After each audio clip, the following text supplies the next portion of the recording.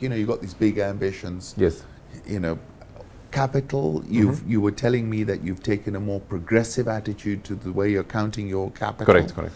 Right? So because there were a few questions came up. Do you remember Joshua saying that, you know, are you short of capital? Because in one of the reports, yes, the way you'd recalculated some loans made it look as if your capital was lower. Correct. So if you want to care to answer that, and then the final question is, you know, I can imagine you're putting your hand up and people are saying, Joshua, how much do you want? Is this the truth? Let me say, Alikan, from where we see, and just to explain the issues around our total capital ratio to risk-weighted assets, largely we came down, you know, 200 basis points. Yes. But we went into a very aggressive assessment last year with you know, complying with Basel II. To set up what we call an internal capital adequacy assessment process. Now, ICAP, in short, kind of looks at all the risks that you're facing at bank and how much capital that you're allocating. Yes. And in that basis, you then put some targets and say, this is how we can compare an institution which is listed in Europe, listed in the US, listed in the Middle East, and in Africa. The only country which is doing that right now is South Africa.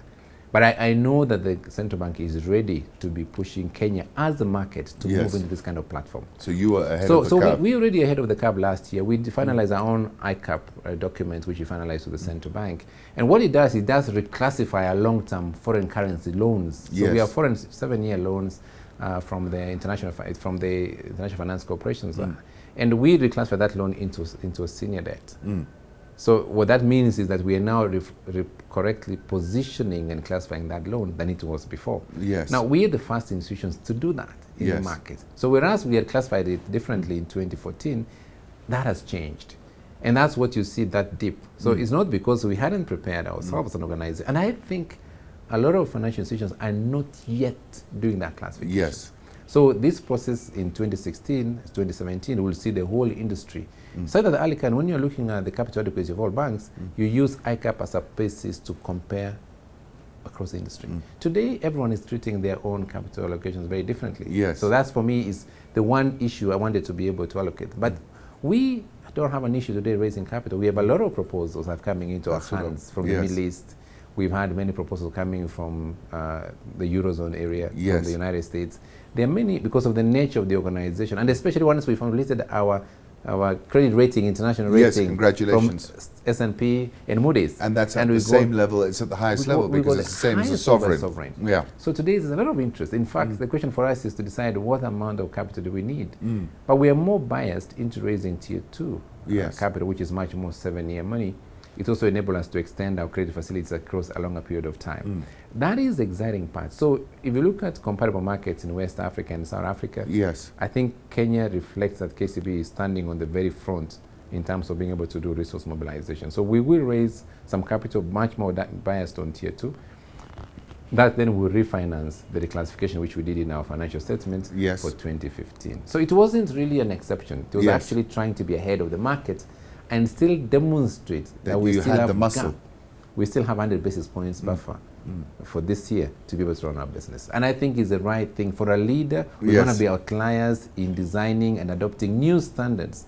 Ali, can I give you some background to this? You know, a few years ago, when the central bank was moving into, we were still on Basel I, we had taken a voluntary approach to comply on Basel II guidelines 5 years in advance before 2013.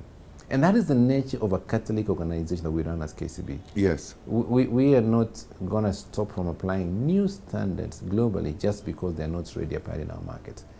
And you can see from the international credit rating is one aspect, our ICAP policies and new items we put in. And so we are saying you can sit somewhere else globally and compare KCB as any other comparable organization to invest across the globe. So we are among the top 100 banks today classified. The investors look at every single day and say, when you look at East Africa, this is who we are looking at. Yeah, when you're looking at West Africa, there are the. So today we remain the only financial institutions today that is listed that has done a credit rating that is international by 2 rating agencies. And I think that for us is a very big plus. So if for anyone looking at the organizations, you have a comparable view with an independent person to say, I don't know what other organizations are waiting for. But I would think that for us, we need to be an outlier to push the use of the credit rating. You never know the ability for us to raise funds internationally. And that, for me, is the exciting part. Yes. Now, if you look at what we do, We don't lack, I mean, we believe that our business should be running with a capital base of $1 billion. So if you see our current planning basis, we want that our single borrower's limit or single lender's limit is $250 million. Then you can easily take up a project and say, I want to be a big driver of the this pipeline. From where the KPC wants to do a pipeline from Mombasa to Nairobi, will come in and say, we'll be in a position to finance you for this kind of project. When Kenya Power wants to do a $300 million project, we say, we can easily be able to stand with you on this project and do it. That will change dramatically the way the economy progresses in terms of development and change. That for me is the excitement I see as a CEO of this organization. Joshua, so the exciting, I will also say that for me, if you think about where we bet the future, digitization of financial services is a really enabler of transformation. And so I talked a little bit earlier about algorithm. It's actually ready with us. A lot of people may not have it.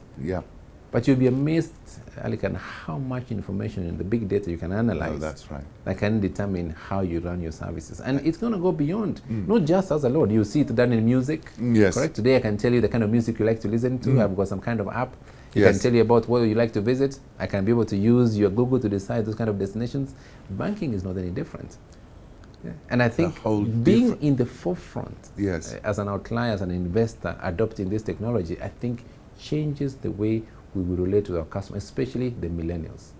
Those that today, 10 million customers don't always come to a branch. So our next race is to build a bank for 30 million customers. That's really, if you ask about what's a big bet for our businesses. And most of those, more than 70%, will be in digital channels. Joshua, it's a pleasure speaking to you today. Thank you very much. From my own perspective, you are an outlier and you've made the bank an outlier. Thank you very much. And that really is a statement of a compliment. Always great seeing you, Alikan, and hosting you. I appreciate it. Thank you for coming. Thank you. Thank you, my brother. No, I appreciate it. Appreciate it.